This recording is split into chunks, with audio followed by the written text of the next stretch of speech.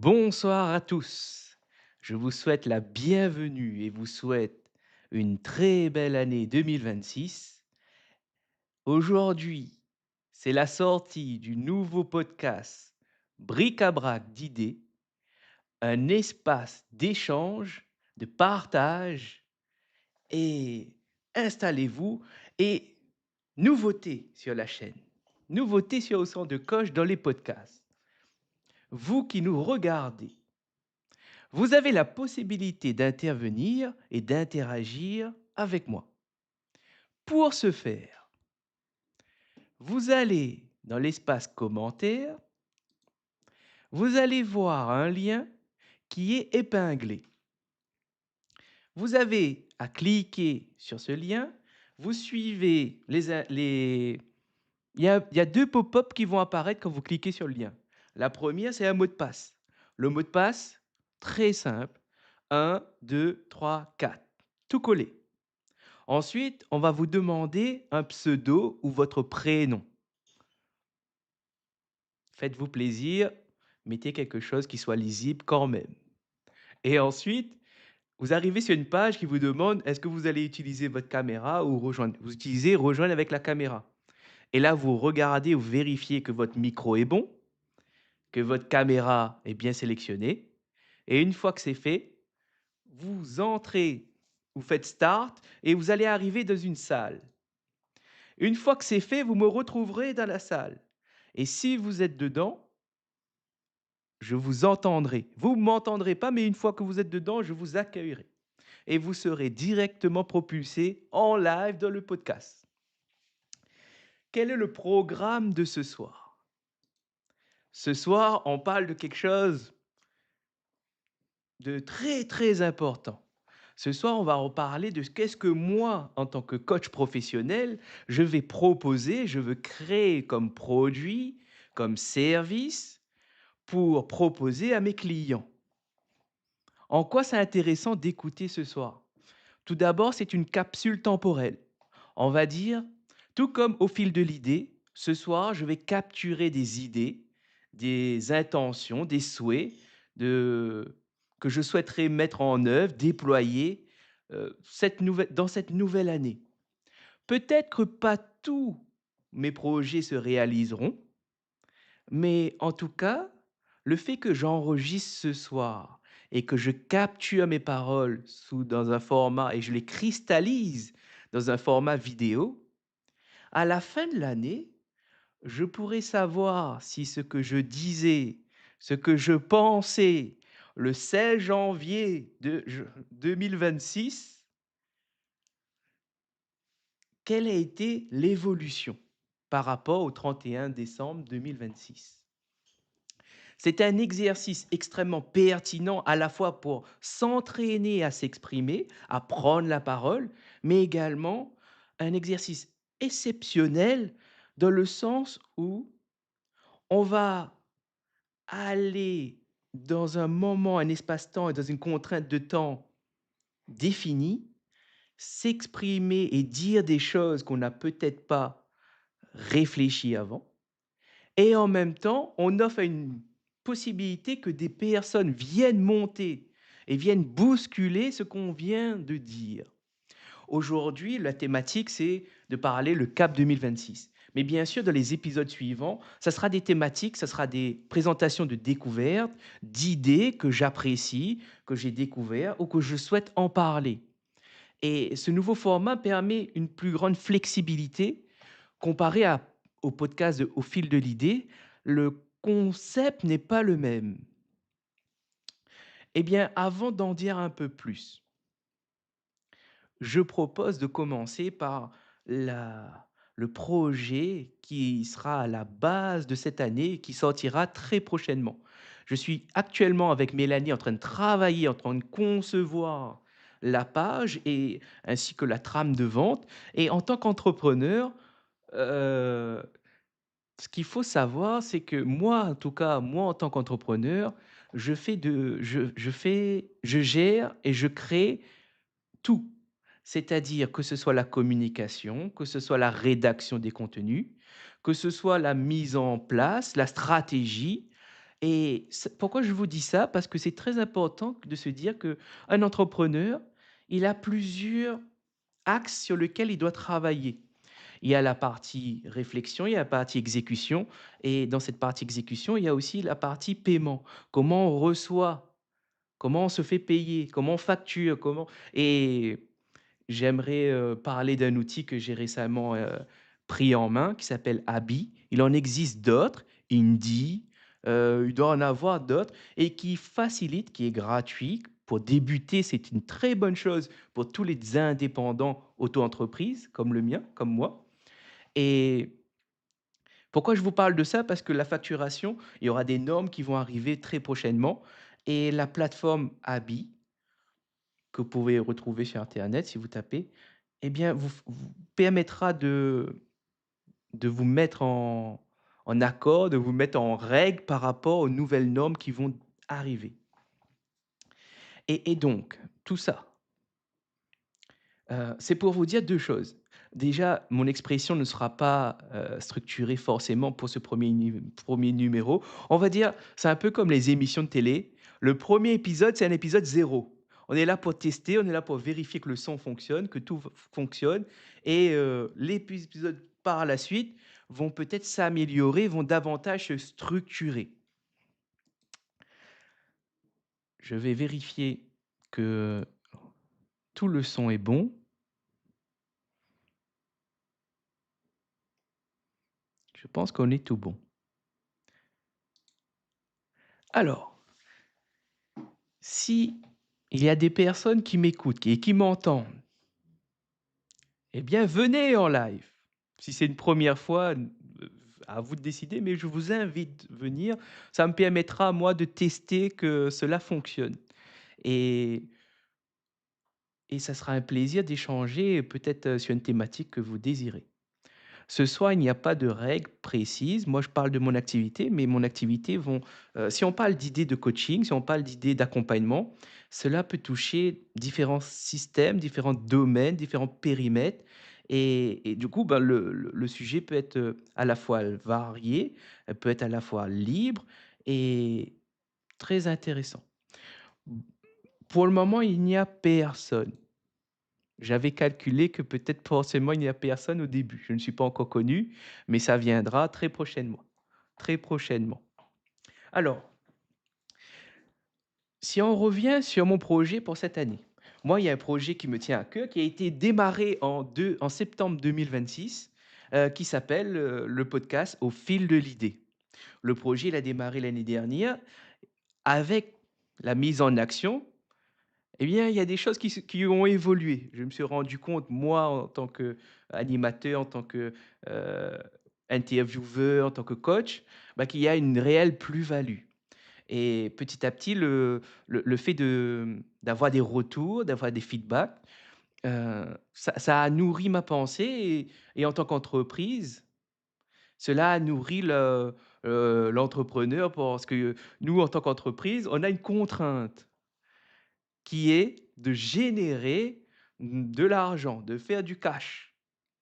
Mais comment on fait du cash? C'est des questions difficiles. Qu'est-ce qu'on vend? Pourquoi on le vend? Et pourquoi je vous parle de ça? Parce que ça touche directement mon activité de coach.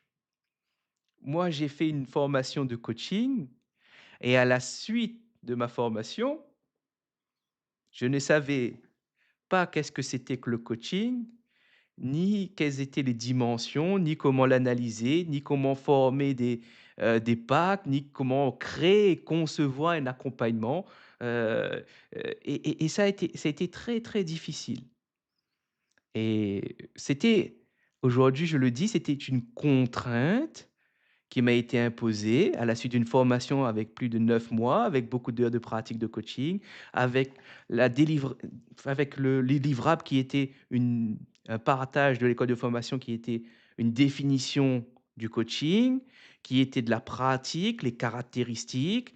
Ils nous ont donné des contrats de coaching pour nous inspirer, pour nous montrer les exemples.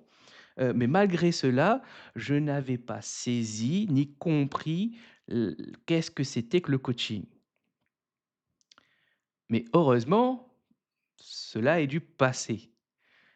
J'ai eu beaucoup de chance parce que j'ai rencontré des idées. J'ai commencé par des idées et ces idées m'ont amené à d'autres idées et bout à bout, il y a quelqu'un qui a changé radicalement ma façon d'appréhender le coaching et de proposer très prochainement une définition du coaching qui va permettre à d'autres coachs qui sont perdus dans leur pratique, qui ne savent pas, qui se posent des questions. Pourquoi ça coince? Qu'est-ce que c'est que le coaching? Par où commencer? Et même, comment améliorer ma pratique? Quelles sont les questions qu'un coach doit se poser? Qu'est-ce qu'une question puissante? Est-ce que ça existe? Comment on fait pour transformer nos clients? Toutes ces questions, j'aurai une proposition de définition qui n'exclut pas les définitions qui sont établies par les fédérations de coaching, comme par exemple ICF. D'ailleurs, prenons le temps pour donner une définition claire. Je vais en parler, je vais profiter puisque ma définition va arriver bientôt. Je vais commencer à rajouter, à en parler de plus en plus. Cela me permettra d'être un peu plus à l'aise et tips, astuces que je vous partage, c'est en vous mettant en condition, en vous mettant dans une certaine contrainte, que vous pouvez développer et mobiliser vos ressources, qu'elles soient internes, vos connaissances que vous avez apprises, ou externes. Demandez de l'aide pour mettre en œuvre mettre en application, en exécution une tâche ou arriver à un objectif. Et c'est vraiment une notion très importante. Par exemple, si on se dit qu'un entrepreneur, il a beaucoup de choses à faire. Il peut être, épuisé mentalement juste en imaginant le nombre de sujets qu'il doit traiter et face à ça, c'est là où ma définition est intéressante parce que, elle va permettre, en tout cas, elle m'a permis, moi, de distinguer qu'est-ce qui est vraiment important et qu'est-ce qui est à l'essence du coaching? Quel est son statut? Et comment dire? Cette semaine, j'ai fait un post. Je vais le relire parce qu'il compte beaucoup pour moi. Malgré ces quelques mots, malgré c'est pas beaucoup d il y a pas beaucoup de mots, mais ce que j'ai voulu retraduire y est. On pourrait développer, on pourrait détailler, mais le principal est là et ça reprend bien ce que j'ai dit juste avant. Je vais le lire ce post. Il est très, très important, même s'il est assez simple, mais il dit des choses profondes pour moi en tant que coach. Vous pouvez être d'accord et ne pas être d'accord, c'est bien sûr et si vous n'êtes pas d'accord, venez, écrivez ou montez, portez votre voix. Venez vous exprimer, venez me confronter. J'attends ça, j'aimerais beaucoup, vraiment. Alors, qui est le meilleur coach à mes yeux? Pour moi, c'est quelqu'un de très remarquable dont les idées, j'affectionne particulièrement et ses travaux sont d'un niveau exceptionnel. Chacune de ses conférences est différente. Pourtant, des fois, il parle de la même chose, mais il le fait avec un vocabulaire varié, avec, une adaptation de style. Moi qui sors de l'illettrisme ou qui est en train de sortir, m'éloigner de plus en plus de l'illettrisme, c'est quelqu'un qui a été salvateur, qui a été vraiment un modèle, sur plusieurs pans de pédagogie, d'apprentissage, de nourrissage culturel. Il est vraiment, pour moi, exceptionnel et ce monsieur, il s'appelle Philippe Mérieux. D'ailleurs, si vous tapez son nom, prénom sur Google ou même sur, YouTube, vous trouverez facilement ses idées. Il a fait beaucoup de contenu. C'est quelqu'un qui partage les idées, qui partage les idées des autres et qui donne les sources des idées qu'il partage et c'est vraiment très intéressant si on souhaite apprendre davantage, notamment sur le contenu de la pédagogie. Il a même un site dédié où il partage un cours sur la pédagogie. il est expert sur l'histoire de la pédagogie et il en parle très bien, de manière claire, de manière explicite. Et d'ailleurs, je recommande à écouter ses idées sur l'école. Qu'est-ce que l'école? Quelle est sa fonction? Ah, et vraiment, même si je n'arriverai pas à redécrire sa pensée, même ses idées sur l'école, mais n'empêche, ça vous fait réfléchir et ça vous permet d'avoir un nouveau regard sur l'institution de l'éducation. Et j'aimerais bien partager ça aussi, c'est qu'il y a une différence entre une institution et une entreprise privée. Je vous laisserai découvrir qu'est-ce qu'il en dit. Et il y a beaucoup de sujets passionnants sur lesquels il s'exprime, sur lesquels il a pris le temps d'écrire. Et vous pouvez même retrouver un ouvrage qui est gratuit sur son site si vous tapez «Pourquoi est-ce si difficile d'écrire?» C'est vraiment une pépite. Si vous n'aimez pas lire, mais que vous êtes curieux pourquoi et si vous cherchez des raisons pourquoi est-ce si difficile d'écrire, eh bien, vous pouvez trouver des pistes de réflexion pour alimenter vos idées. En parlant de ça, ça me fait penser à un outil extrêmement utile pour éviter quand on rencontre ou quand on fait face à une idée, de dire: «Ça j'aime, ça je n'aime pas».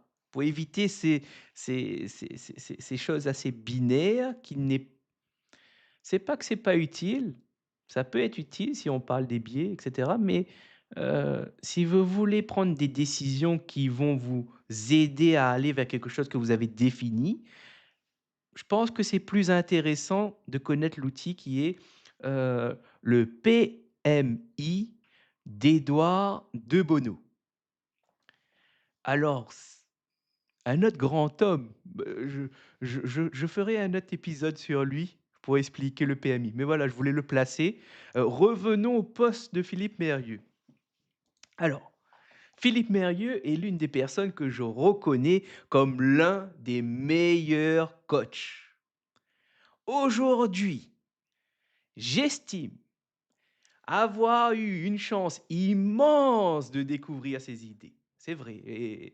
Et les mots ne reflètent pas toute la gratitude, toute la passion, tout l'amour, toute la reconnaissance que j'ai pour ce qu'il fait, ce qu'il a fait, ce qu'il partage, ce qu'on peut retrouver sur les réseaux, notamment son site internet, ses ouvrages, ses vidéos qu'on peut retrouver qui sont accessibles gratuitement sur YouTube. Et même sur, un lien que j'ai mis épinglé dans mon enfin pas épinglé, mais que j'ai mis en commentaire, qui où on retrouve son contenu, ce qu'il dit, ce qu'il pense, sur Semea. C'est une plateforme où pour regarder les vidéos, vous avez juste à vous inscrire, c'est gratuit et tout l'ensemble est disponible. Alors, reprenons. Sans lui, je serais resté un coach médiocre, sans repères solides pour avancer dans ma pratique et évoluer. Et ça, c'est vrai.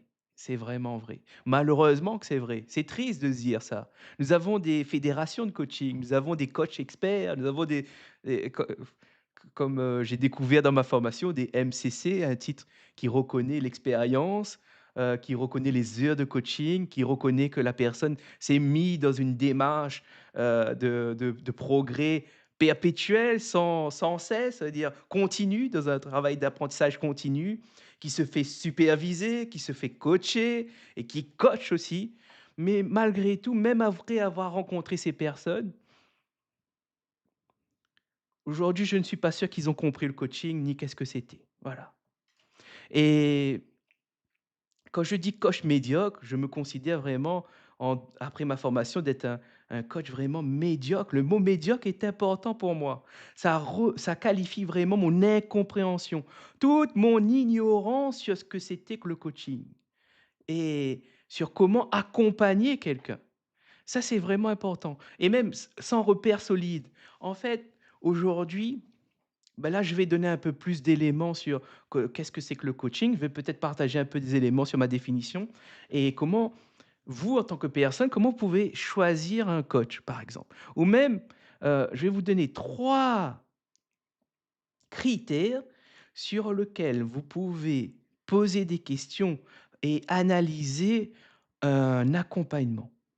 Cela marche à la fois pour le coach, pour le psychologue ou pour tout type d'accompagnement. Ça restera enfin équivalent, ça veut pas dire que c'est, universel, mais c'est un bon moyen pour analyser un programme de coaching ou même un programme d'accompagnement. Alors, commençons par la base. Hop,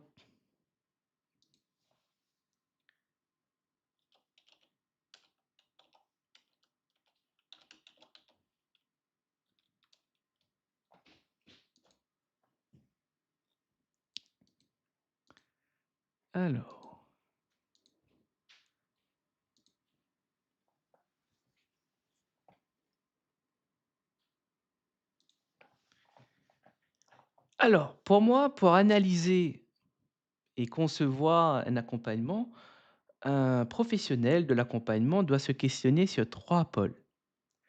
Ce que je vous énonce là, c'est grâce à mes aïeux que je l'ai découvert et que j'ai pu comprendre et le transférer dans mon domaine à moi, dans mon périmètre d'activité. Le premier pôle est le pôle axiologique. Ici, on parle vraiment de, heu, vers quoi on tend quand quelqu'un prend notre accompagnement? Quelle est la finalité? Quelles sont les valeurs qui guident l'action de coacher ou d'accompagner une personne, un individu? Et ça, très important à se questionner, à les définir. Et quand je parle de ça, ça sous-entend quelque part que le coaching, si on se demande, il y a une question que certains coachs se demandent, est-ce que le coaching est directif ou est-ce que le coaching est non directif? Eh bien, si on se pose cette question, on peut et si on regarde vers qu'est-ce que moi je questionne, qu'est-ce que moi je dis qu'il faut questionner par rapport à ce que j'ai vu et que j'estime que moi, en tant que coach, je reconnais comme intéressant, ça veut dire que quelque part, qu'on le veuille ou non, qu'on a la conscience ou l'absence de conscience, quand nous accompagnons un individu, eh bien, nous influençons automatiquement vers quelque chose, qu'il soit conscient ou pas. Alors, il est important, de peut-être se questionner en amont pour savoir vers quoi on veut y aller. Pourquoi? Parce que ça sera des filtres clairs qui nous permettra de juger dans nos questions, dans notre approche, dans si on peut intervenir ou pas, et c'est enfin, pour moi, c'est très important. Et bah, pour moi, c'est quoi? Je vais répondre à la question clairement. Quel est, vers quoi moi je tends? Moi, je tends vers l'émancipation, c'est-à-dire un accompagnement avec moi ou même tous mes services, tous mes produits, mon entreprise aujourd'hui, dans tout ce qu'il va proposer, qu'il va développer comme produit, aura une seule finalité qui est l'émancipation. Et derrière ce mot émancipation, j'aimerais mettre le mot sapere aude. Ose savoir ou penser par soi-même. Ose penser par toi-même. Et c'est cette dimension-là qui pour moi est très importante, qui sera la racine de tout mon parcours, de tout ce que je proposerai comme produit. Quand on parle de sapere aude, quand on parle d'émancipation, eh bien là, je vais préciser davantage qui est, beh, pour moi, qu'est-ce que le coaching? Pour moi, le coaching, il est simple, c'est une pédagogie de l'émancipation. Quand je parle de pédagogie, là, on se rend compte que pour ma vision, le coach est un pédagogue. Et si on dit que le coach est un pédagogue, alors, bah, qu'est-ce que le coach enseigne comme discipline? Eh bien, pour moi, c'est le savoir réfléchir. C'est-à-dire que si on regarde bien, là, je vous ai parlé du pôle axiologique, c'est-à-dire les valeurs, vers la finalité, vers quoi on tend.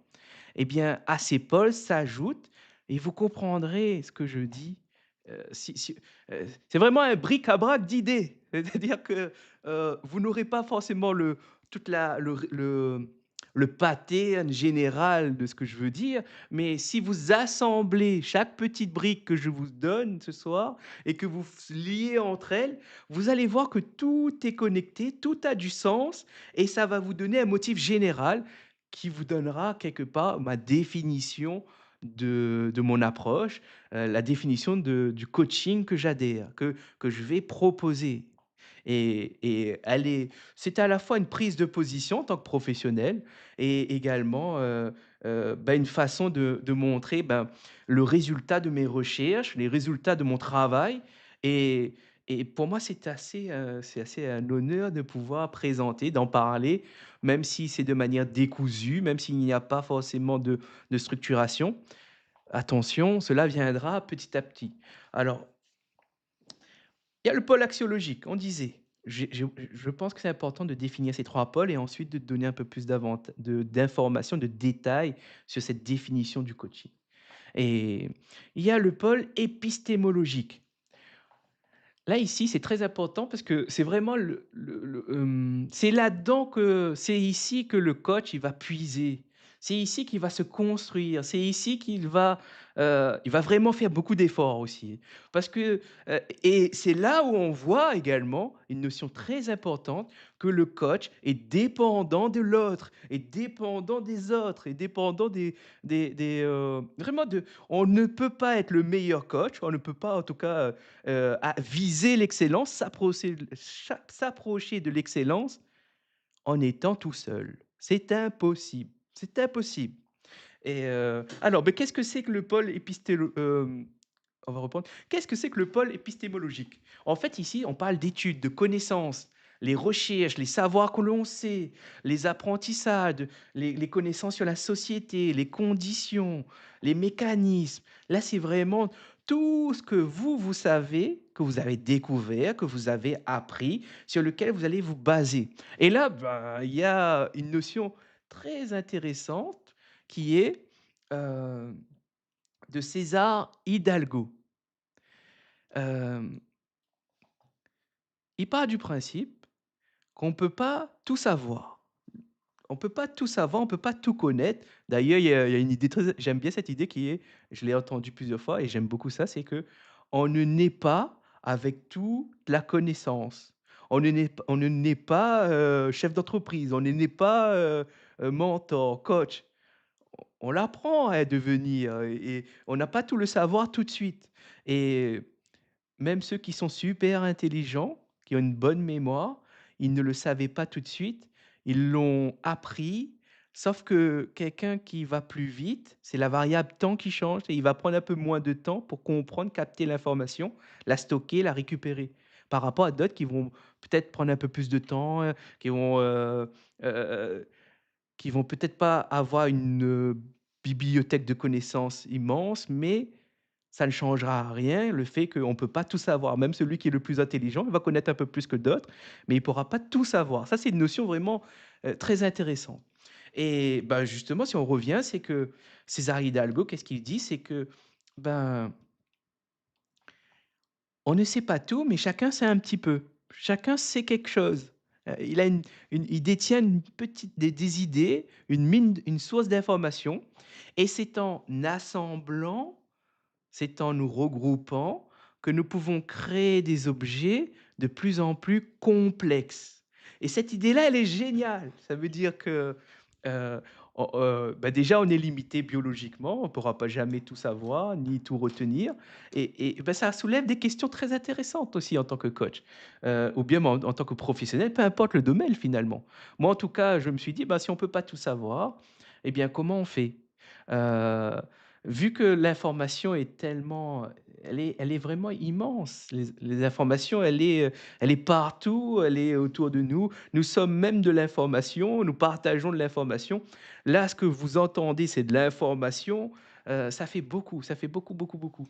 Et maintenant, du coup, en tant que coach, je me suis posé la question, eh bien, comment on fait quand on ne sait pas tout, mais qu'on doit quand même avancer? Eh bien, là, il y a une question qui est, enfin, c'est pas une rép c'est pas enfin, il n'y a pas de réponse facile ou toute faite. Hem, mais en tout cas, ce que je peux dire, c'est que, Si vous ne savez pas tout et qu'il faut quand même, avancer, bah, ça va demander des efforts. Et ça va vous demander de réfléchir dans quelle direction vous voulez mettre vos efforts. Ça va vous demander de, bah, si vous ne savez pas, si vous avez du mal à penser, à réfléchir, eh bien, allez-y, passez à l'action. Faites des petites actions. Commencez par des actions et l'action nourrit. J'aime bien cette phrase, débuter l'action pour nourrir la réflexion. Et il y a de nombreux arguments qui sont intéressants à aller chercher pour voir que, les travaux manuels sont très intéressantes pour pour penser, pour réfléchir, pour, se décharger, pour, vraiment comme exercice exutoire comme un exutoire et là je pense à il y en a p ça peut être le chant, ça peut être la danse, ça peut être, mais moi il y a un que je privilégie qui est l'écriture et quand moi je parle d'écriture, ce qui me vient tout de suite, c'est, les règles de grammaire, d'orthographe, les langues, le français par exemple, l'anglais ou les autres langues. Mais l'écriture est beaucoup plus vaste que ça. Ça peut englober par exemple, le gribouille. Gribouille, c'est une forme d'écriture qui est plutôt et qui est exceptionnelle. Pourquoi? Pourquoi? Parce que, heu partons sur le principe que la pensée est complexe, que la pensée est difficile, que la pensée est, c'est quelque chose de chaotique et il y a plusieurs qui s'enchevêtrent, des idées qui s'enchevêtrent, qui sont vraiment c'est vraiment un bordel, voilà. C'est vrai chaotique, bordélique et il y a ni queue ni tête, pas de sens des fois essayer de transformer des pensées en mots pour représenter le chaos qui est de notre tête, c'est complètement, enfin, c'est un challenge, c'est difficile. En revanche, le gribouille, étant donné que c'est une forme d'écriture qui n'a pas de règles justement, et bien ça c'est l'exercice le plus, que j'ai découvert, qui est le plus utile, le plus facile à mettre en œuvre pour justement représenter des idées complexes, farfelues, sans queue ni tête, bordéliques, chaotiques. Heu et si vous le faites, vous allez voir que une fois que vous avez posé que vous avez fait votre gribouillis, il y a des bénéfices. Vous avez réduit votre tension corporelle. C'est-à-dire que, heu, essayez, enfin, je vais dire, mais faut le vivre, faites-le, essayez, sinon ça va rester de la théorie. J'aime bien cette idée de Tiago Forte dans son livre. Heu, tant que vous n'avez pas testé, tant que vous n'avez pas fait, vous n'avez pas mis en œuvre, exécuté une idée, ça reste de la théorie et vous pouvez pas en avoir confiance dans cette information si vous l'avez pas testé, réalisé, et incarné.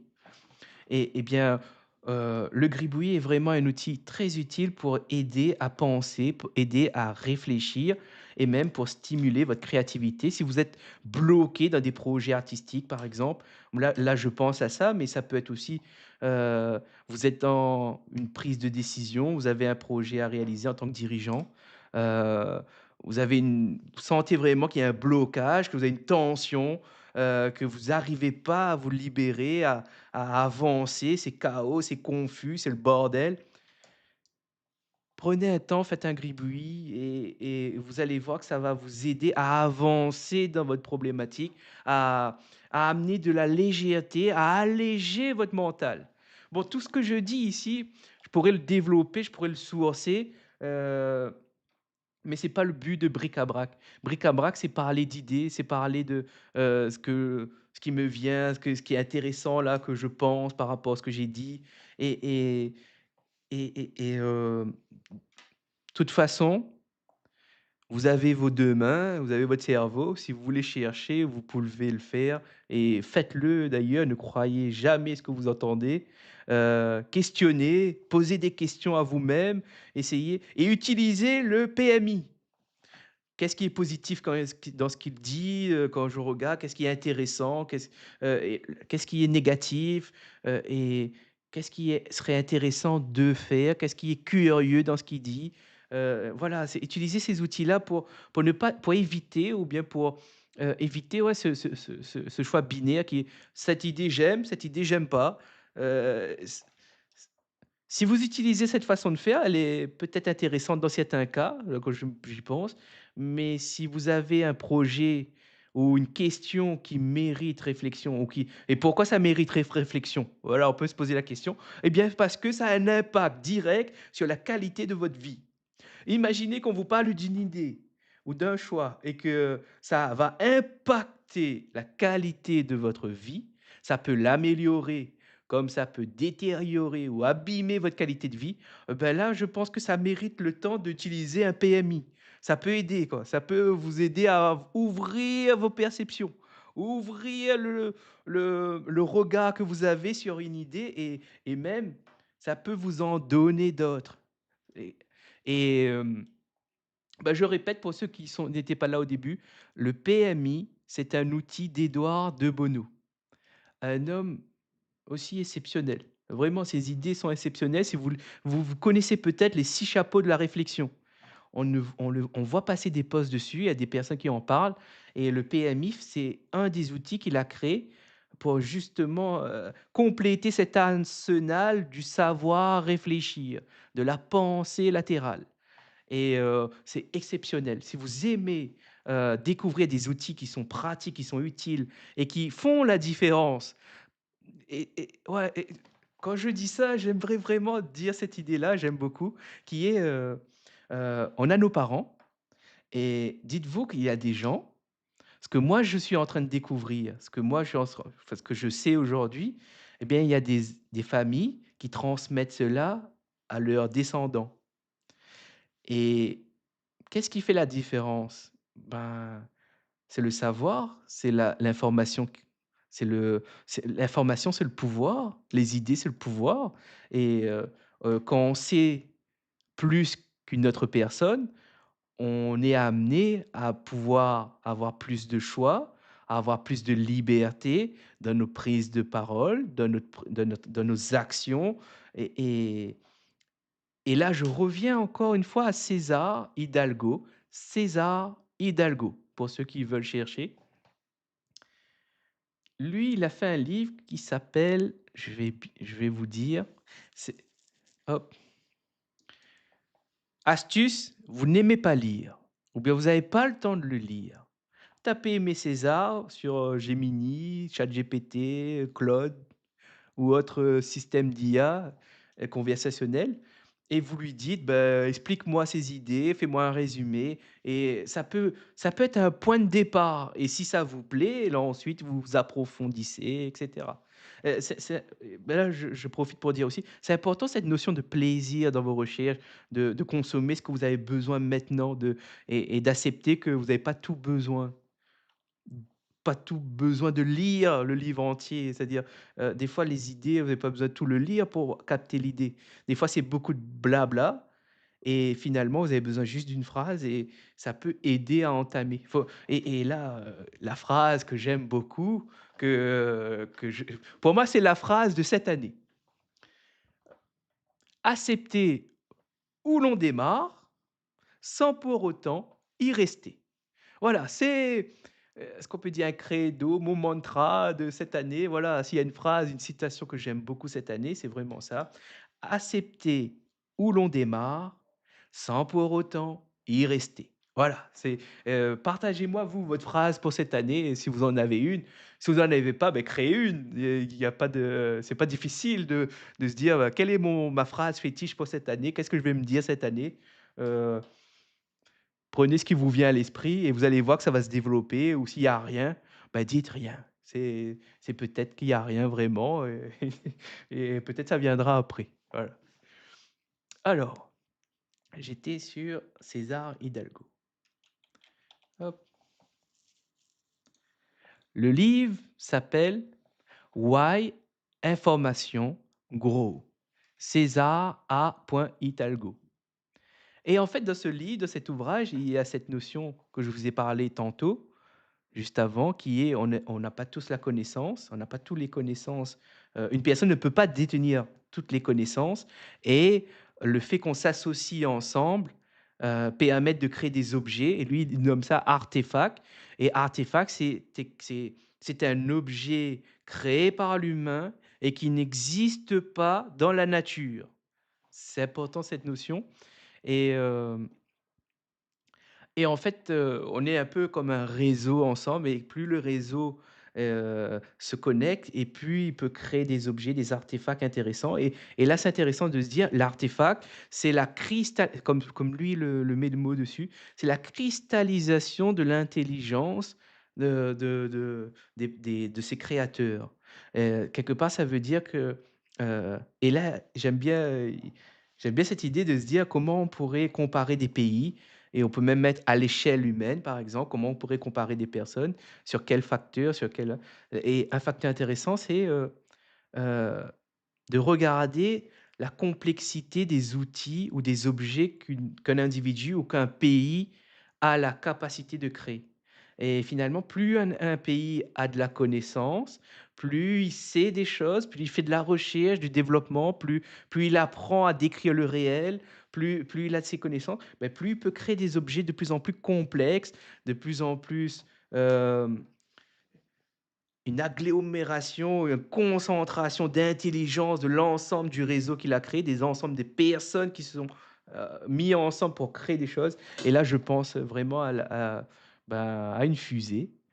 Heu, enfin, je sais pas pour vous, mais pour moi, quand j'imagine de me dire que des gens ont construit une fusée pour aller sur la lune, c'est impressionnant. C'est c'est remarquable, c'est incroyable. Tout un pays et on sait dans l'histoire qu'il y a eu des rivalités pour voir qui arrive en premier. Enfin, il y a c'est passionnant quand on commence comme ça. On se rend compte que ça réveille une curiosité, en tout cas pour moi et et on se dit: «Ah, c'est intéressant» et c'est ça que j'aime beaucoup. Je pense que ça permet de sortir de l'illettrisme. C'est-à-dire de découvrir des idées qui sont stimulantes, qui sont enrichissantes, qui éveillent les émotions épistémiques, et en particulier une qui est la curiosité et ça, c'est et ça rejoint un des podcasts qu'on fait avec Mélanie qui est «Au fil de l'idée». C'est le vrai projet, c'est quoi? C'est que, heu, il y a des personnes qui viennent, qui parlent des idées importantes pour elles, hem et c'est en entendant ces idées-là, avec dans la bouche, au travers de personnes différentes, ça peut créer un déclic. Ça peut q et ça a un nom pour ça s'appelle le nourrissage culturel et celui qui en parle le mieux, c'est Serge Boimard et tout cela, c'était pour vous dire, je reviens juste pour, César Hidalgo. Je vous parlais de ça, c'était pour comparer des pays et je disais, ben justement, ben, si on regarde la complexité des objets qu'un pays crée, et sa capacité à créer des objets complexes, ben c'est un bon moyen pour voir qui est en avance, qui est en retard et par contre, ça n'explique pas les raisons de l'avance ou les raisons du retard. Ça n'explique pas les inégalités sociales, ça n'explique pas enfin, il y a plein de problématiques qui ne sont pas, explicables par rapport à cette comparaison. C'est juste pour, en fait, ça c'est intéressant, de comparer, ça crée déjà ça comparer, ça donne de l'information et ça peut générer des questions. Pourquoi lui est comme ça? Pourquoi pas lui est comme ça? Et ça peut donner des pistes de recherche, des pistes de travail pour expliquer justement.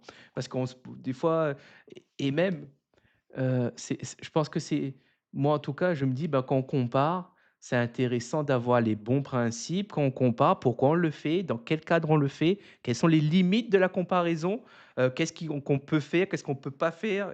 Voilà, ça pose des questions éthiques, de responsabilité, sur le groupe de recherche ou les personnes qui entament cette comparaison et d'un point de vue, personnel, généralement se comparer aux autres, si on ne sait pas comment le faire, ça peut devenir dangereux et c'est pas int enfin, même si je dis c'est pas int enfin, c'est dangereux. Pourquoi c'est dangereux?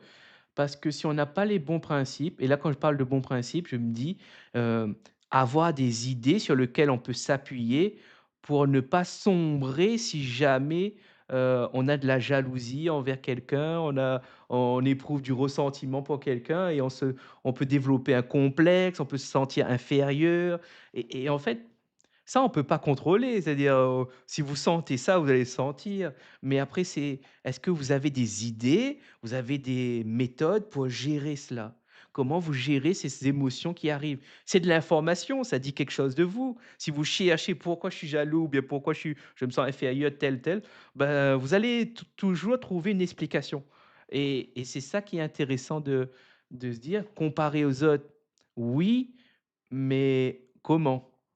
Et surtout, le après, vous et même des fois, vous pouvez pas vous empêcher de ne pas comparer et du coup, bah, c'est qu'est-ce que vous faites une fois que vous l'avez fait? Qu'est-ce qui se passe après la comparaison? Par rapport à comment vous vous sentez, par rapport à comment vous percevez les choses, comment vous gérez ça? Ça, c'est une question vraiment importante et il n'y a pas de façon de faire, mais en tout cas, vous pouvez chercher vous-même vos méthodes.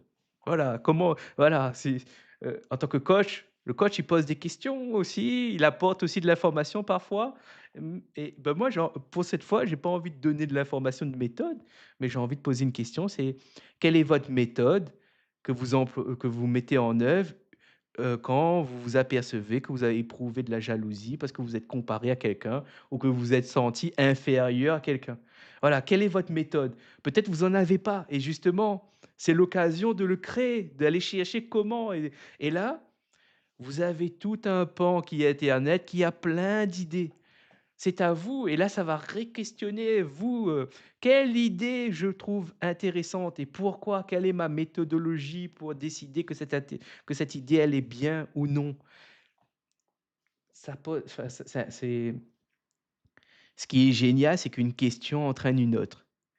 Et à un moment donné, vous avez et là, ça demande quelque chose de très intéressant qui est, bah, comment je fais moi pour gérer ma pensée complexe? Comment je fais moi pour, pouvoir naviguer dans des idées qui ramènent d'autres idées, qui ramènent d'autres idées? Et là, ça tombe pile poil sur une formation que nous, avec Mélanie, que nous allons sortir et qui va répondre à toutes ces questions. Comment je fais pour développer ma connaissance de moi de soi? Comment je fais pour gérer ma charge mentale? Tout ce qu'il y a là et là, je pense à l'effet Zeigarnik. C'est se rappeler des tâches qu'on n'a pas fait plus que des tâches qu'on a déjà faites. Ça rajoute du poids, ça alourdit et ces idées-là, je les ai trouvées, heu, à la fois sur, LinkedIn par des posts, mais aussi dans un ouvrage et là, je vais vous donner le nom. C'est un livre également exceptionnel. Alors, comment prendre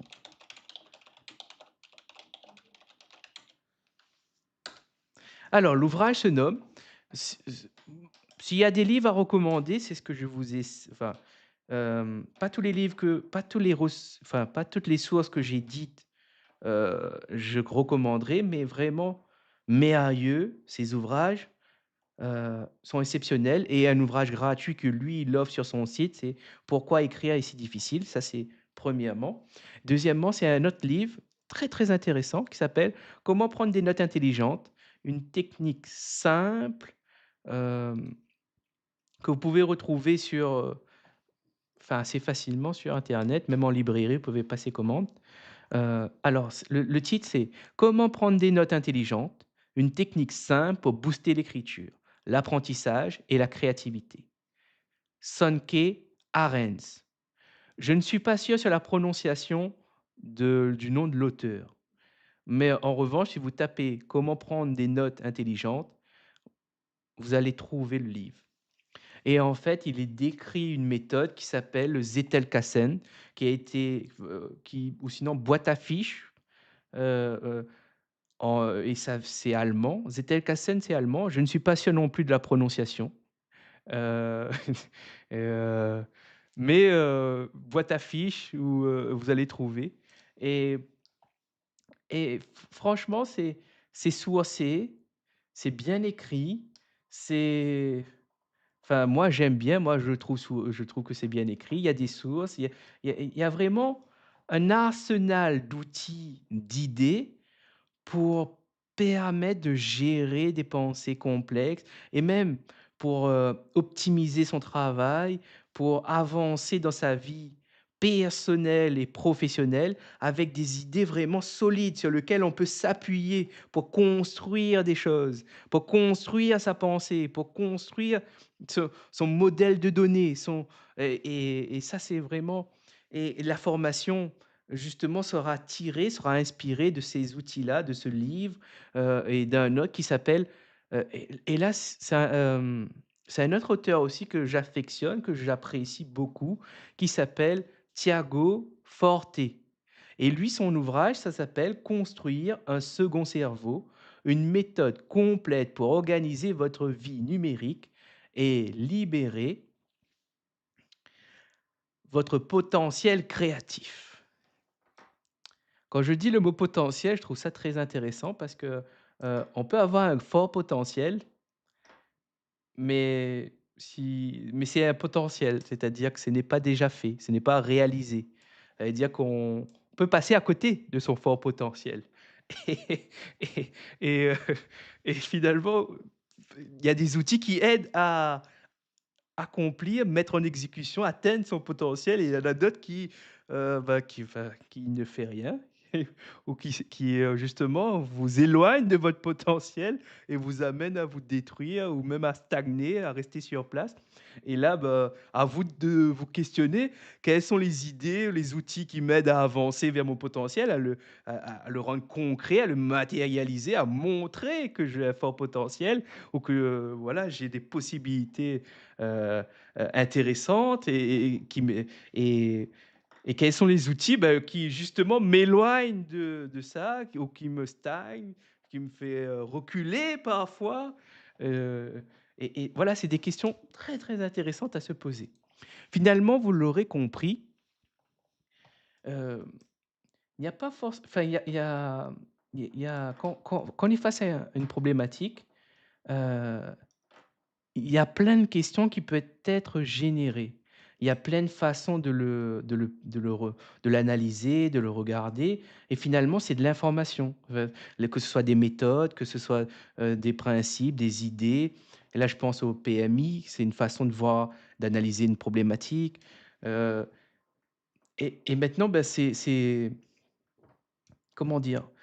Vous êtes comme si vous c'est comme si vous êtes dans un supermarché et c'est vous le patron, quoi. C'est vous le client, vous choisissez ce que vous voulez, et il y a des produits plus ou moins accessibles, il y a des produits plus ou moins chers, il y a des trucs qui coûtent cher, mais que ça vaut pas grand-chose en termes d'application, d'exécution.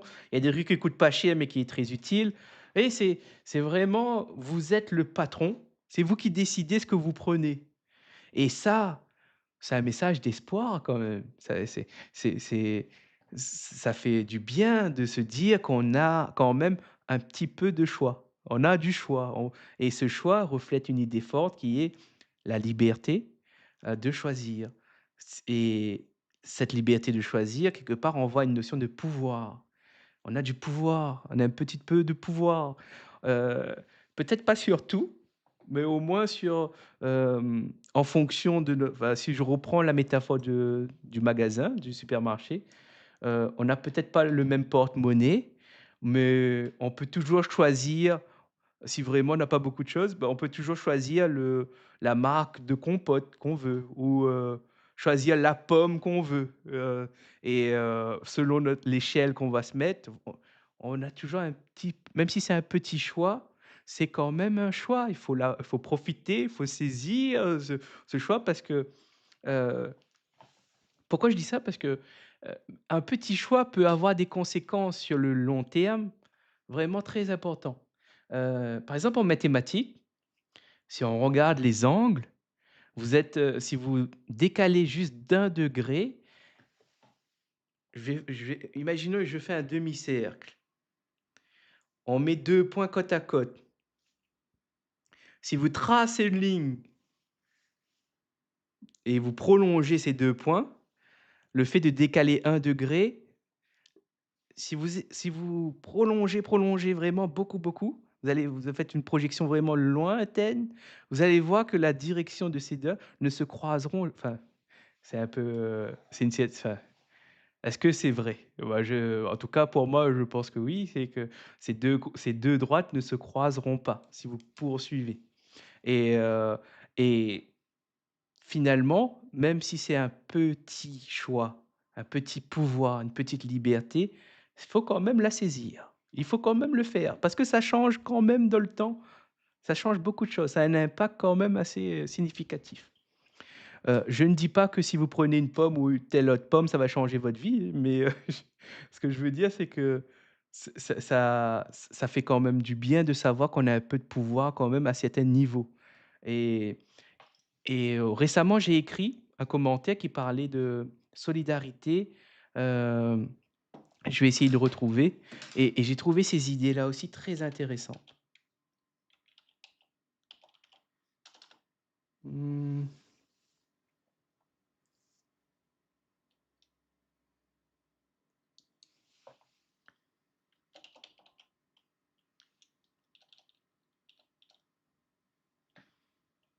comment il s'appelait?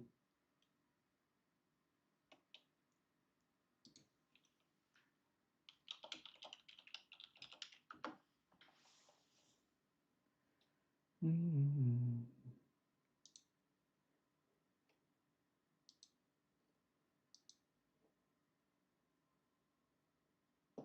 c'était fraternité.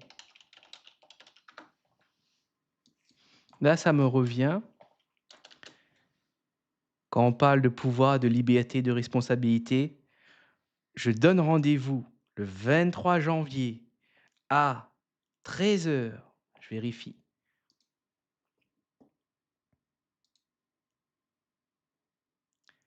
23 janvier à 13 heures, c'est dans l'après-midi. Il y a un invité exceptionnel. C'est Maximilien Bachelard qui va évoquer le thème de la responsabilité. Qu'est-ce que cela évoque pour lui?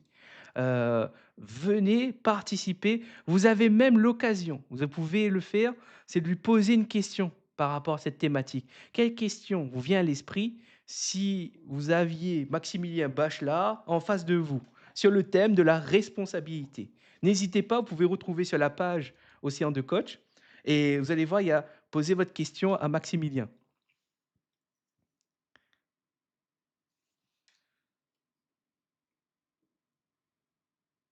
Alors, continuons. Le poste était fraternité et moi je faisais un lien sur solidarité. Je ne le retrouve pas tout de suite, mais c'est pas important. Revenons avançons. Hem,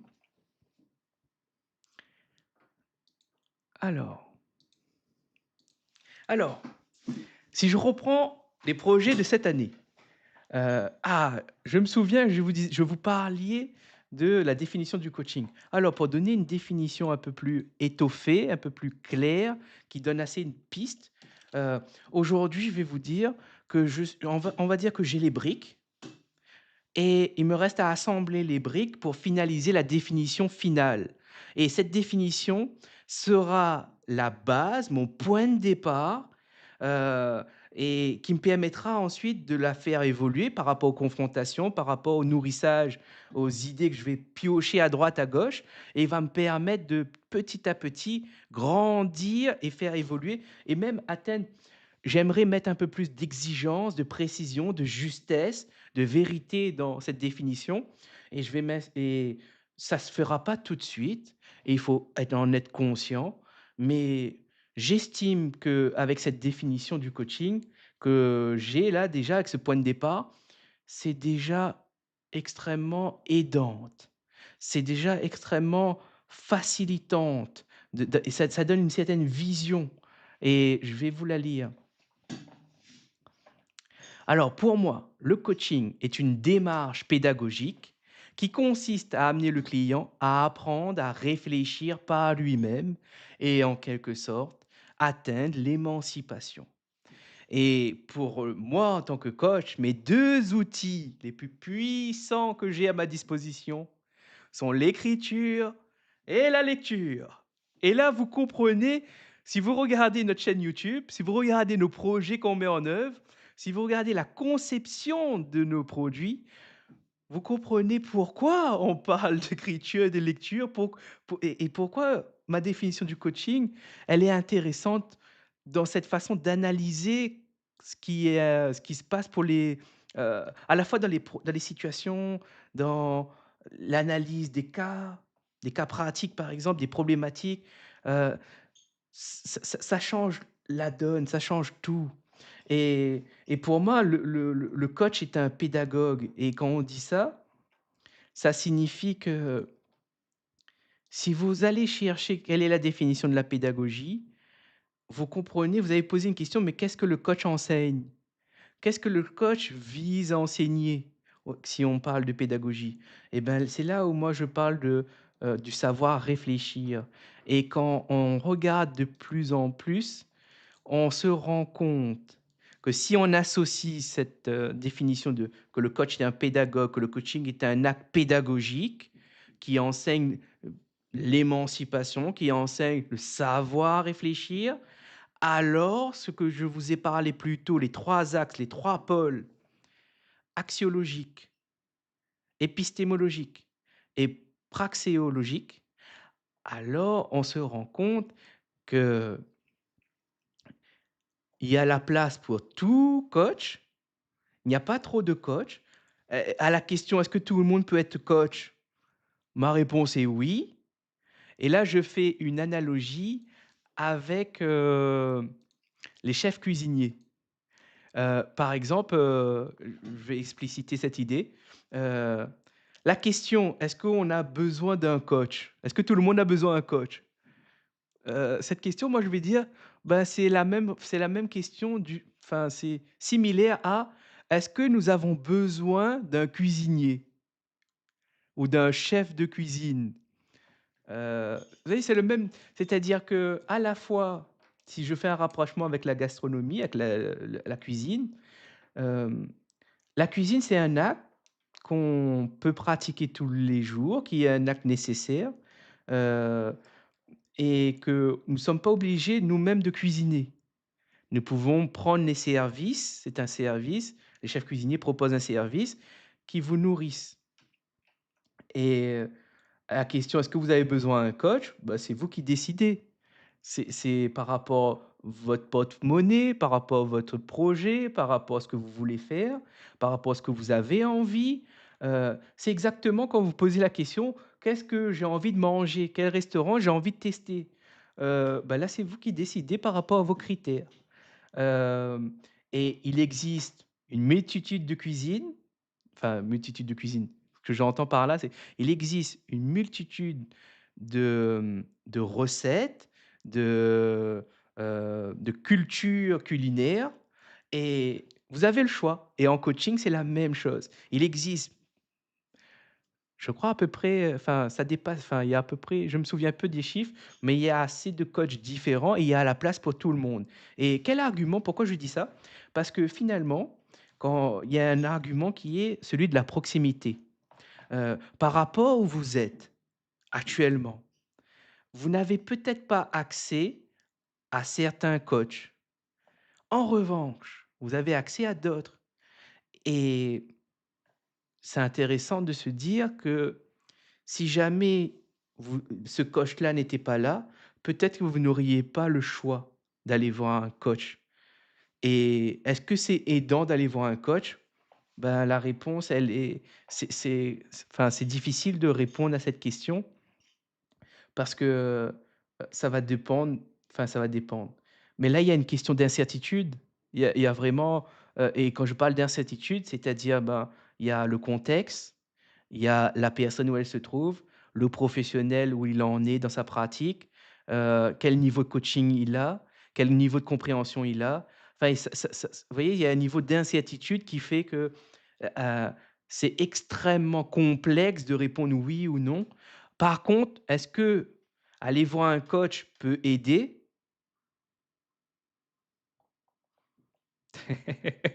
Là aussi, c'est difficile à répondre parce qu'il y a une phase d'incertitude. Heu, par contre, qu'est-ce qu'on peut dire? Il y a une différence entre coach et coach professionnel. Il y a une distinction et que tout le monde peut prendre l'étiquette de coach, ça, il n'y a pas de problème niveau légal. En revanche, si vous voulez exercer en tant que coach professionnel, là, il vous fait une certification et il faut avoir suivi une formation certifiée. pour pouvoir prendre cette dénomination. Et c'est là où ça, à la fois, où j'aime bien cette, analogie avec la cuisine, c'est-à-dire que vous avez des chefs amateurs et des chefs professionnels.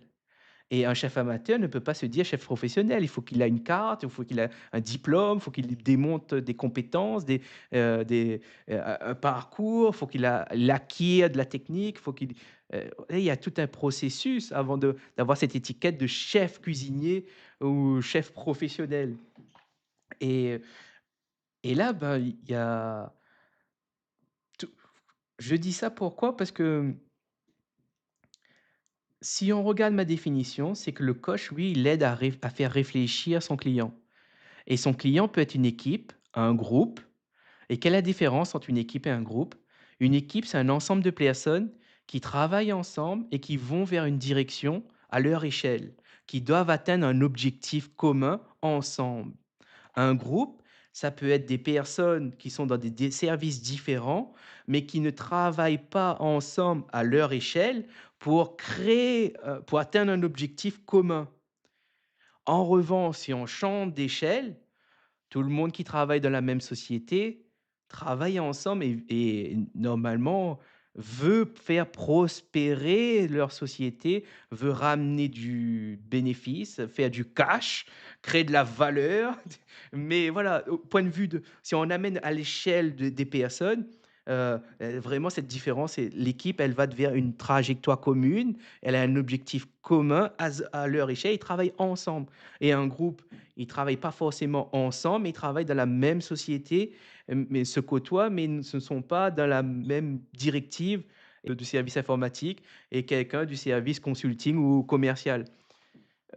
Ils peuvent travailler ensemble sur un client, mais ce sera pas la même chose qu'un groupe de développeurs qui doit créer un produit et le livrer et le travailler tous les jours ensemble, communiquer ensemble pour livrer quelque chose fini ensemble.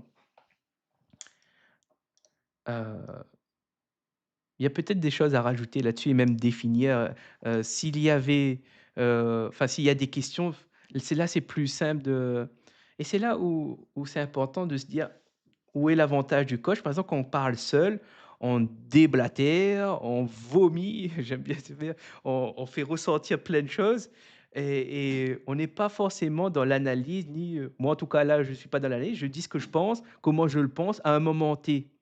Heu et ben, le coach, lui, peut vous aider à justement renvoyer vos idées pour que vous ayez et là, on revient à un truc très puissant en coaching, c'est que une fois que vous avez parlé, quand vous parlez, vous entendez pas forcément tout ce que vous dites tout de suite et le fait qu'une personne résume et vous relance des idées, ça vous permet, vous, de le capter avec vos sens. Là, c'est l'audio, enfin les oreilles et d'avoir une meilleure conceptualisation de ce que vous venez de dire et si ce que la personne renvoie correspond à ce que vous vouliez émettre comme idée. Et c'est là où enfin là, en tout cas pour moi, je trouve ça très intéressant et ça revient à cette notion que le coach, il est là pour aider son client à réfléchir, à naviguer dans ses pensées. Et là, ben, les outils sont nombreux et c'est là où, heu, on remonte à ces 3 thématiques, ces 3 pôles, ces 3 choses qui est, il y a une partie outils, il y a une partie, les études, les connaissances et il y a une partie valeurs et pourquoi je dis que tous les coachs ont leur place? Parce qu'on saura pas forcément, heu de un, pas forcément on utilise les mêmes outils. De 2, pas forcément on exécute, on a une exécution identique de ces outils. De 3, on n'a pas forcément les mêmes valeurs et on n'a pas non plus les mêmes connaissances ou du moins on n'interprète pas les mêmes connaissances. Ça veut dire que voilà, il y a une variété, il y a une diversité, bah, ça reflète bien la société. Bah, il y a une diversité aussi de personnes qui ont plus ou moins il y a le côté relationnel aussi, le lien, on peut se sentir beaucoup plus confiant avec une personne qu'une autre et ça joue aussi beaucoup dans l'alliance, j'aimerais dire l'alliance théologue. Je ne pense pas qu'ils peuvent deviner enfin, c'est même pas je pense pas, je sais je sais très bien qu'ils ne peuvent pas deviner dans la tête des gens. Ils peuvent faire des inférences, ils peuvent faire des déductions par rapport à des comportements, par rapport à des micro-comportements. Ils peuvent, ouais, faire des inférences, faire des déductions, des projections et essayer de mettre en place des hypothèses et des fois c'est validé et des fois c'est pas validé. Ce n'est pas une science exacte.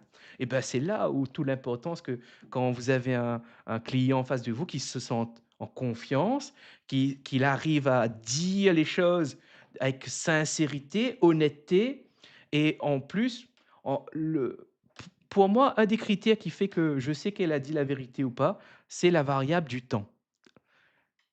Vous dites ce que vous voulez, mais dans le temps, ça se verra si c'est vrai ou pas. Et ça se verra comment? De par vos actions, de par ce que vous comment vous avez évolué, de par rapport aux résultats de l'accompagnement. Enfin, il y a plein de notions qui vont apparaître et qui soit on va dire effectivement ça a été vrai, soit on va s'apercevoir qu'il y a des choses qui bloquent et du coup, il y a des choses qui n'ont pas été dites ou ce qui a été dit n'est pas forcément vrai et là, bah, ça donne des pistes de recherche et et là, moi, ça me fait penser que le coaching, généralement, quand on le définit, là, il y a 2 choses que j'aimerais rajouter par rapport à la définition. Il y a la définition, pour moi, qui permet de comprendre qu'est-ce que c'est et il y a les caractéristiques, comment c'est. Pourquoi je fais cette distinction? Parce que pour moi, dans l'école de formation que j'ai faite, on m'a présenté les caractéristiques, on m'a donné une définition, mais elle ne me permettait pas de comprendre ce que c'est. En revanche, si moi je me dis et vous qui m'écoutez, si vous êtes professionnel de l'accompagnement, si vous êtes, ou bien même donnez-moi votre avis. Si moi je vous dis que le coaching, c'est aider mon client à penser par lui-même, est-ce que vous comprenez? Si je vous dis que le coaching, c'est de la pédagogie et la discipline qui est enseignée, c'est le savoir réfléchir et qui amène à l'émancipation et il y a un mot, sapere aude. Ose savoir, ose penser par toi-même. Voilà, si je vous dis ces termes-là, est-ce que ça c'est clair? Est-ce que vous avez une idée de ce que c'est? Et ensuite, on peut rajouter des caractéristiques. Par exemple, le coaching est limité dans le temps, c'est conscrit dans un timing. C'est un échange dialogique, c'est-à-dire c'est une discussion, mais c'est une discussion cadrée où il y a un objectif à atteindre. Heu c'est sous contrat, et là, il y a une notion que j'aimerais rajouter et c'est important parce que notre profession, moi, en tant que professionnel du coaching, nous n'avons pas heu,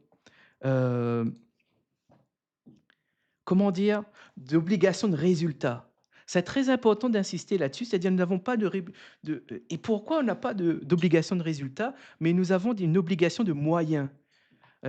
Et ça, c'est ce qui nous a été enseigné, ce qui nous a été présenté et ben, moi, après avoir réfléchi, je me dis: «C'est tout à fait logique et compréhensible que nous n'avons pas d'obligation de résultat». Pourquoi? Parce que nous n'avons pas le contrôle ni la possibilité d'agir pour que l'individu, le client, atteigne l'objectif qui a été soit fixé par lui, mais dans le cadre de l'entreprise fixé par un donneur d'ordre, par celui qui a demandé le coaching, qui n'est pas forcément la personne qui va être coachée. Voilà, il y a ces questions-là il y a une et là, si on parle de pédagogie, par exemple, heu, on peut prendre un exemple très simple, je pense que vous allez comprendre. On peut apprendre quelqu'un à nager, mais on ne peut pas apprendre à nager à la place de quelqu'un. Je vais répéter parce que c'est vraiment très important ça. Et pour moi, ça explique aussi pourquoi on n'a pas d'obligation de résultat, parce qu'il y a tellement de paramètres à prendre en compte, sur lequel nous n'avons pas la main. Nous n'avons pas le contrôle ni le pouvoir d'agir, ce qui fait que, il y a une partie de responsabilité de l'individu, de l'équipe ou de la personne qui est coachée.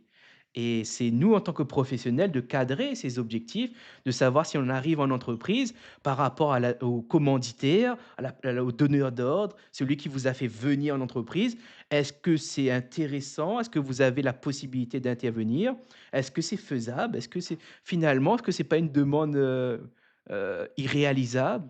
et que finalement la problématique, c'est pas l'individu, mais c'est l'environnement de travail, qu'on remonte, bah, c'est peut-être la direction, c'est peut-être comment, est mis en œuvre le travail et là, on a plein de sujets où il est intéressant de questionner et qui, peut-être n'est pas dans notre périmètre, mais qui est important en tant que professionnel de se renseigner, de se questionner, de,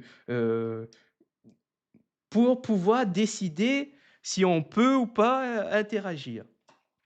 Et là, je parlais de ça, pourquoi? Parce que pour moi, heu, si on regarde bien, si notre boulot à nous, c'est d'amener les équipes, d'amener nos clients, les accompagner à réfléchir, à penser par eux-mêmes, alors i bah, c'est beaucoup plus simple de se dire les limites du coaching.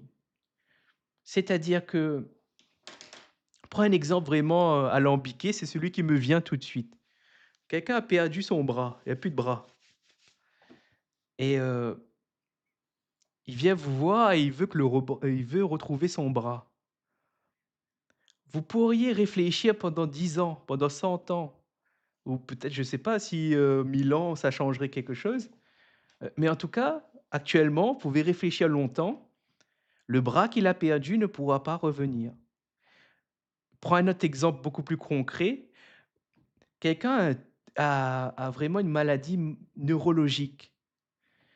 Vous pourriez réfléchir longtemps, pourrez peut-être pas agir, le produit de votre réflexion ne pourrait peut-être pas guérir sa maladie neurologique. En revanche, si on décale le sujet du coaching, qui serait réfléchir non pas à guérir sa maladie neurologique, mais réfléchir à comment adapter sa vie par rapport à sa maladie neurologique. Là, c'est possible. Là, il y aurait des éléments sur lesquels on pourrait travailler, on pourrait réfléchir. Parce que le résultat d'une réflexion pourrait devenir quelque chose de concret, actionnable dans le temps, qu'on, et on pourrait vraiment le mettre en œuvre, l'exécuter et voilà, ça c'est dit. C'est une notion importante que je voulais partager. Hem, il est 19:17. Eh bien, je vais vérifier s'il y a des gens qui non, alors, alors, faisons un bref résumé de ce que je voulais p de ce que j'ai parlé beaucoup. Pour ceux qui étaient là, merci, bah, de votre écoute. Heu, portez votre plume, n'hésitez pas à venir la prochaine fois, il y aura d'autres sujets. Les autres sujets seront peut-être plus, cadrés, structurés.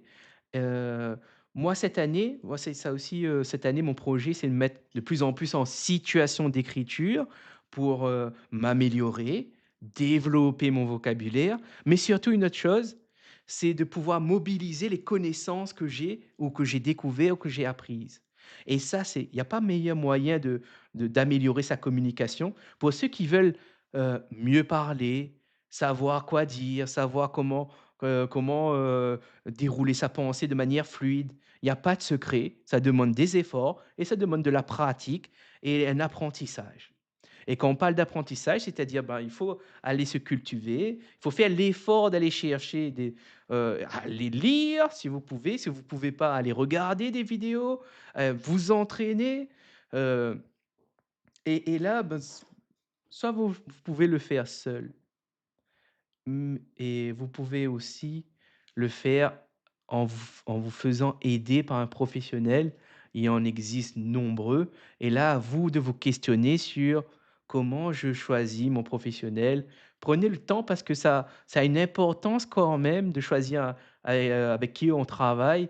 Quels sont les critères que je privilégie et quels sont les dans ce calcul de choix, c'est un calcul que vous faites et dans ce calcul, il y a des paramètres. Il y a de nombreux paramètres. On ne peut peut-être pas tous on peut pas tous les connaître, mais en revanche, pour ceux qui sont visibles pour vous, vous pouvez mettre plus ou moins de poids et ça soulève d'autres questions. Quel poids je vais mettre sur tel ou tel, paramètre? Il y a quand je parle paramètres, par exemple, le paramètre financier, le paramètre, professionnalisme, le paramètre, connaissance du professionnel, de sa preuve sociale, de ce qu'il sait faire, de ce qu'il a déjà fait. Ça, c'est des paramètres, qui s'enchaînent comme ça et que c'est l'ensemble de ces paramètres qui est le produit de votre choix. Voilà. Hem Alors, pour terminer, je pense que je vais mettre un terme au live. Si jamais vous êtes là et que vous m'écoutez, venez monter dans le live et si pou bah, déjà, bah, on aura l'occasion de dire bonsoir pour cette année et peut-être, poser des questions ou partager quelque chose que vous aimeriez, donner, parce que cette vidéo, elle sera en replay sur notre chaîne YouTube et c'est une occasion en or que je peux vous donner, c'est de venir partager une idée forte que vous avez. N'hésitez pas, vous avez juste à cliquer sur le lien, vous tapez 1 2 3 4, votre prénom, pseudo, comme vous voulez et vous êtes dans le live et quand vous arrivez, vous dites: «Bonsoir», je vous entendrai et je vous ferai venir. Alors, oui, ce que je veux dire, en résumé, cette année, je sors, ça c'est effectif. Le nouveau service d'accompagnement, j'offre un espace d'expression libre où l'idée, c'est de capturer vos idées, de les cristalliser dans une vidéo et mon rôle, c'est vous accompagner à le faire pour que vous y arrivez. C'est le podcast au fil de l'idée. Les offres arrivent très prochainement. Si vous êtes intéressé, vous pouvez déjà m'écrire par message LinkedIn, par mail, océandecoach@contact.fr ou bien, si vous me suivez, vous serez au courant, bientôt le site va être mis à jour. Pas tout ce qui existe va être supprimé, mais il y aura une refonte totale. Cette année, mon but, c'est de redémarrer avec une bonne base. Ma définition en est une, vous avez eu quelques éléments. Elle va sortir prochainement, mais mon produit, le produit que nous avons conçu avec Mélanie et qui est le podcast au fil de l'idée, tisser des pensées, révéler de monde, va être disponible à la fois pour les particuliers, pour ceux qui ont envie de prendre la parole mais qui n'osent pas, pour ceux qui ont envie d'être accompagnés à dire des choses qui sont importantes pour elles, de capturer ces idées, de les faire vivre à un instant T et d'avoir à la fin une vidéo qu'on peut partager, qu'on peut promouvoir avec ses proches, mais également avec ses réseaux sociaux. Que ce soit des idées personnelles importantes ou des idées professionnelles, c'est une occasion d'essayer. Si c'est l'anniversaire de quelqu'un, je pensais à ça justement, comme c'est un produit, on peut l'offrir. On peut offrir à quelqu'un l'occasion de s'exprimer sur quelque chose qui est important pour elle. C'est un cadeau atypique, c'est un cadeau unique. Et je suis assez fier de ce produit parce que je me dis qu'il est à la fois on peut faire une déclinaison pour plus tard, pour l'évolution. C'est un produit que j'aimerais proposer aussi en entreprise. Pourquoi?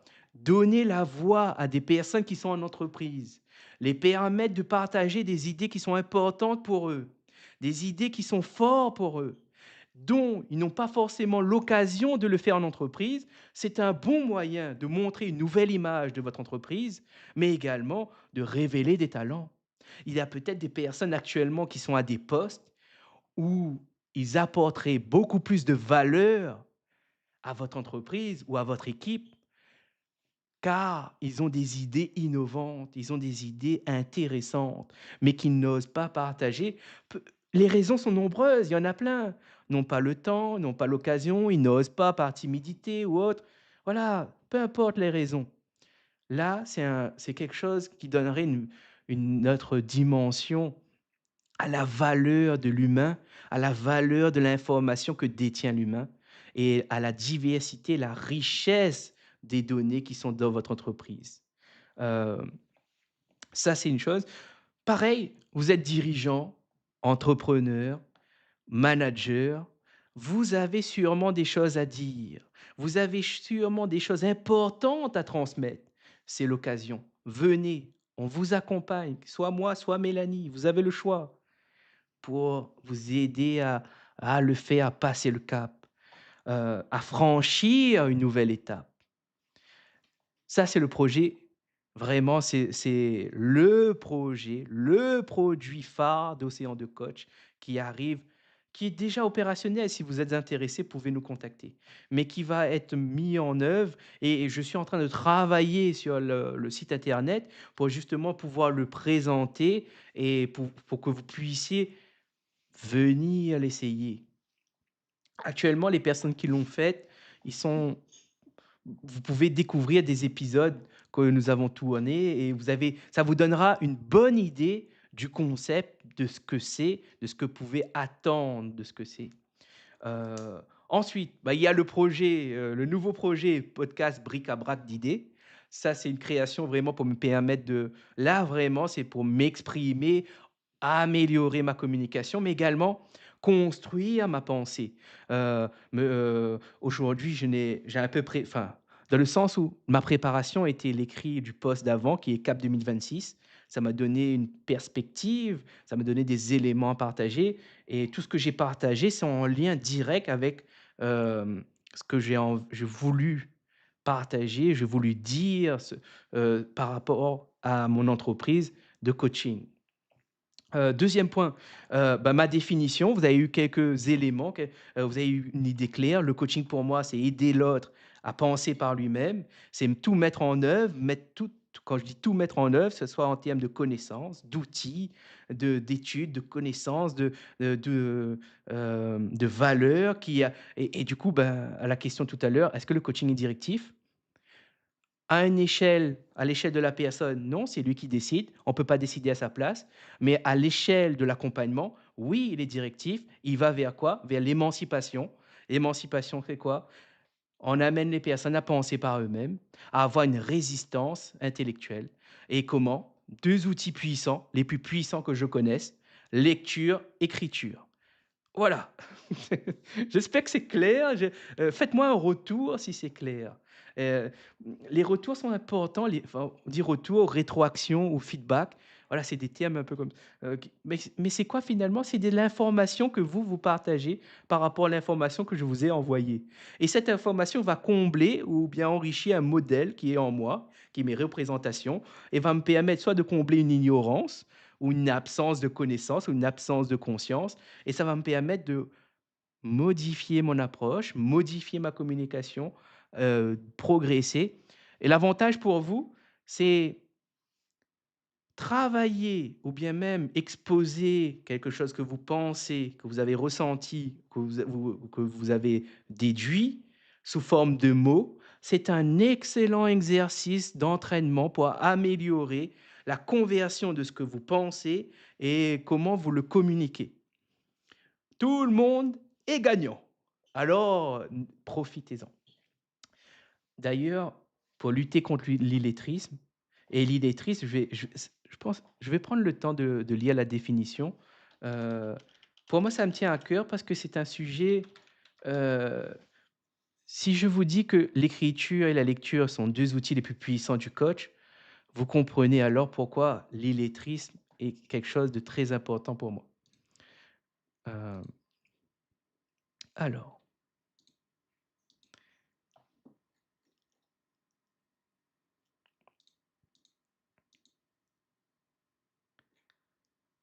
hop,